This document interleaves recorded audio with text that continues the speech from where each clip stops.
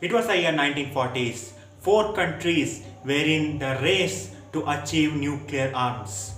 The countries which were able to achieve the nuclear arms at the earliest will become the superpower. These countries are USA, Soviet Union, Germany and Japan. Now we will begin with Japan, the country where two nuclear bombs fell in 1945. It is surprising that Japanese started to develop the nuclear arms in the year 1939.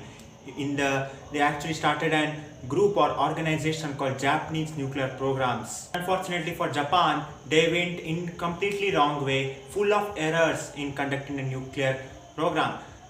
They actually had to stop it in 1942, and at last in 1945 US actually put two nuclear bombs in Japan, and finally World War II ended.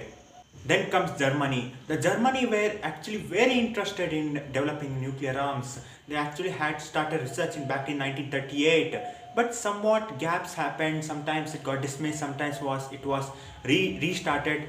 The German nuclear program was sometimes stopped, sometimes restarted. Actually, the German research of nuclear arms continued until 1945. Rumors were saying that they had almost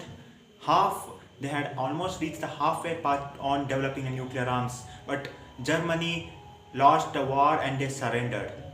Few members knew that even Soviet Union was also trying to achieve the nuclear arms during World War II. It was said that when America discovered the nuclear arms in 1945, Soviet Union actually knew the method to discover the nuclear arms.